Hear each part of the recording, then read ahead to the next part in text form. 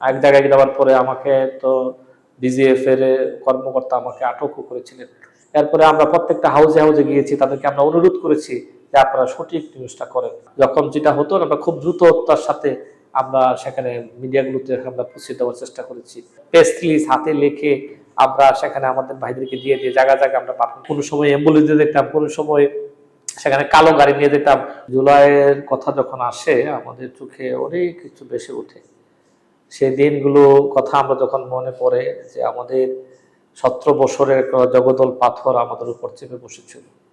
এই জগদল পাথর থেকে এখানে উদ্ধার করার জন্য যে যেখানে ছিল, যে যে অবস্থা ছিল, সেই অবস্থা থেকে সেখানে সবাই ভূমিকা রাখার চেষ্টা করেছে। আমার মনে আছে যে 17, 18, 19 এই 3 দিনের জুলাই বিপ্লবের যখন আন্দোলন সংগ্রাম শুরু হয়েছে, সেখানে ছাত্রদেরকে গুলি করে যখন হত্যা করা হয়েছে, তাদের উপরে যখন নির্যাতন করা হয়েছে, ঢাকা বিশ্ববিদ্যালয়ের নির্যাতন নিপীড়নের ঘটনাটা সেখানে ছড়িয়ে দেওয়ার জন্য সেই সময় আমাদের ঢাকা মহানগরী উত্তরের আমির, মহানগরী সেক্রেটারি নেতৃত্বে আমাদেরকে ডাকা হয়েছে। আমরা সেখানে উত্তরার একটি বাসায় গিয়ে আমরা বসেছিলাম। আমরা সেখানে বসে পরিকল্পনা করা হয়েছে কার সাথে কে যোগাযোগ করবে। এখন প্রচার মিডিয়ার যোগাযোগের দায়িত্বটা সেখানে আমার নেতৃত্বে একটা টিম করে দেওয়া হয়েছিল, 3 জনের টিম, ওই 3 জনকে দায়িত্ব দেওয়া হয়েছিল। আমরা আলহামদুলিল্লাহ সেখান থেকে আমরা সিদ্ধান্ত নিয়ে এই নির্যাতন নিপীড়নের টোটাল ঘটনাগুলোকে আমরা সেখানে সুন্দরভাবে একটা ডকুমেন্টারি করে পেনড্রাইভ দিয়ে ভিডিওর র ফাইলটা আমরা 40টা পেনড্রাইভ আমরা ঠিক করি এবং আমরা প্রত্যেকটা ঘটনাকে প্রায় 40 পৃষ্ঠার সুন্দর করে পেপার কাটিং থেকে শুরু করে ঘটনাগুলো সুন্দরভাবে বিবরণ লিখে আমরা একটা ফাইল করি। এরকম সিদ্ধান্ত নিয়ে যে আমরা 40 জন বিশিষ্ট লেখক, কলামিস্ট, টকশো ব্যক্তিত্ব, সম্পাদক ব্যক্তিদের কাছে আমরা পৌঁছে দিতে হবে। আলহামদুলিল্লাহ আমরা সেই কাজটা আলহামদুলিল্লাহ আমি আমার নেতৃত্বে আমরা টিম আমরা করার চেষ্টা করেছি। আমরা সেখানে গিয়েছি, প্রত্যেকটা ব্যক্তির কাছে গিয়েছি, আমরা এটা দিয়েছি এবং দিতে গিয়ে আমরা বিভিন্ন জায়গায় সমস্যা পড়েছি। এক জায়গায় যাওয়ার পরে আমাকে তো ডিজিএফ এর কর্মকর্তা আমাকে আটকও করেছিলেন। বলা যায় যে ওখান থেকে আল্লাহর অশেষ মেহেরবানি, সেখান থেকে আমরা খুব কৌশলে ওখান থেকে ছুটে আসতে পেরেছিলাম সেদিন। এরপরে আমরা প্রত্যেকটা হাউজে হাউজে গিয়েছি, তাদেরকে আমরা অনুরোধ করেছি যে আপনারা সঠিক নিউজটা করেন।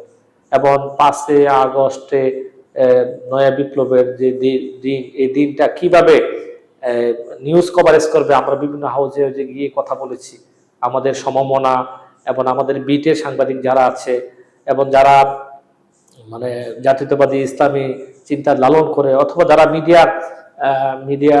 মিডিয়া ব্যক্তিত্ব, সত্যিকারের মিডিয়াটা বিকশিত ঘটুক তারা চায়, তাদের সাথে আমরা কথা বলার চেষ্টা করছি। তাদেরকে আমরা অনুরোধ করেছি আপনারা সেই কভারেজটা আপনারা দিবেন।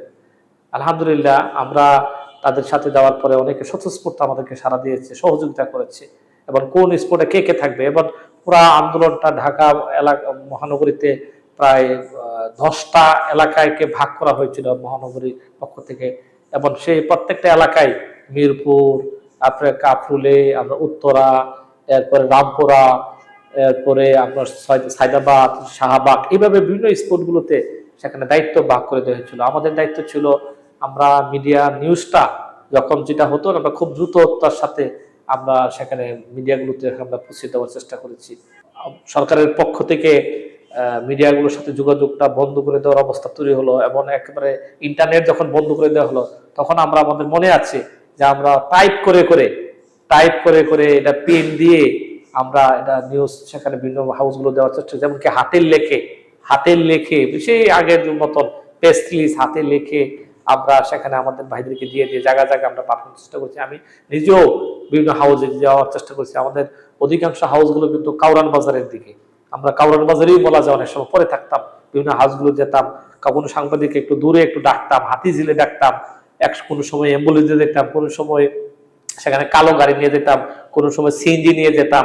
এইভাবে অনেক সময় হুন্ডা নিয়ে, ওভান নিয়ে আমরা গেছি, গিয়ে তাদের কাছে আমরা পৌঁছে দেওয়ার চেষ্টা করছি। এবং এবং এই যোগাযোগ করতে গিয়ে অনেক সময় অনেক রাতেও আমাদের কাছে খবর এসেছে, নিউজ এসেছে যে এই কাজটা এখনই দ্রুত সব জায়গায় পৌঁছাতে হবে।